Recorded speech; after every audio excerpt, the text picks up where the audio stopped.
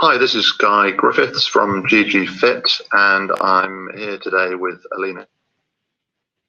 We're talking about our next retention event, and she's got a quick preview for you, talking about how you can attract top talent and therefore improve your member retention. Over to Alina. Hi Guy, thank you for having me on today. Really excited to be chatting to you guys today and just giving you a bit of an insight into what we are going to be discussing at the event in October.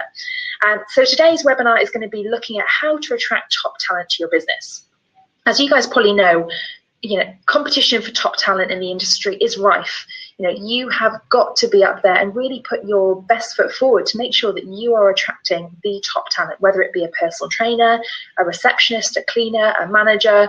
It's really important that you are positioning your company in the right light. And today we're just going to give you a few hints and tips as to how you can do that and how you can learn from some of the bigger businesses, like companies like BA, etc., that are out there who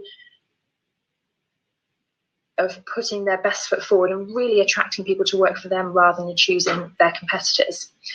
And so the first thing we're going to look at today is how do you go about mimicking those big businesses and attracting top talent, especially when you might be a much smaller operator. So the first thing we're going to chat about is making your company's value known. So this is really key. Candidates, yes, they are looking for the location, they are looking for the salary, they are looking for the job type, but it's becoming more and more popular now that candidates are actually really looking at the company's ethos and culture within that business and why they should join your company than choosing, the gym down the road. So you need to be able to highlight what your current successes are, what you're doing well, why you are different from the competition, no different than you would to a potential prospect joining your business. You also need to really showcase the culture within your organization. Why should they want to work for you? What is it that you do differently? How do you go about valuing that product? Also, when you're looking at who your customer base are and what your products are, so what you have to offer and what they will be effectively selling or promoting. And the last thing that we always look at is make sure you show them what your vision for the future is. People want to buy into something that they think has longevity and that they can see what role that they will play in the future. And it's just, it's about you exploring and defining what your company is about and why you are different to someone else and why they should join you. And the second thing we always look at is making sure candidates understand the advantages of working for your business. So again, this is a really important thing, and most people write a job description rather than a job advert. We need to actually start thinking that you need to be advertising to a candidate and selling to a candidate like you would sell to a potential member of your gym. So thinking about, what role will that person play within your organization? How will they affect the future of your business? And showing them that they actually play a key role in the company's vision and mission as well.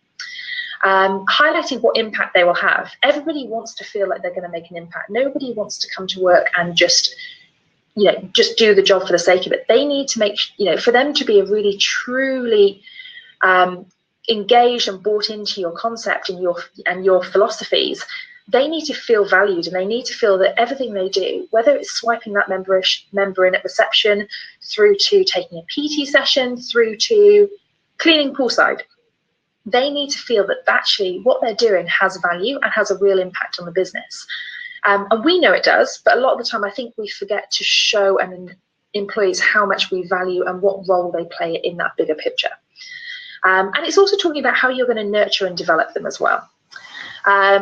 The next thing we're going to just briefly have a look at is, again, similar sort of thing, but looking at how their contribution matters and making them really feel part of the family. And instead of just being a number and a statistic, they're a human being, and make sure they feel that way. We also need to make sure we're playing to their strengths. So looking at how we focus on their strengths day to day and identifying what they are and helping them work on their weaknesses. And making sure we don't get them doing tasks that aren't relevant to their job or potentially aren't going to fit within that bigger picture. The last thing, a couple of things are embracing social media. So a lot of people are quite scared of doing this, but actually when you're advertising, whether it be when you actually have a vacancy or actually when you're just looking at promoting your brand in its entirety, make use of social media to actually showcase what your organization is about. That won't only attract candidates to your business, but it will also attract members as well. everybody nowadays is very much about the brand. They want to have a look at, where your business came from, what the culture is, why should they join you? And if you can really highlight that, that won't only help attract good candidates, but it will also help attract members as well. And the last thing is to write a killer job advert. So once you've gone through those 5 previous steps and identified exactly how and what you want to communicate, you then need to write a really powerful and enticing advert that sells your company to the candidate.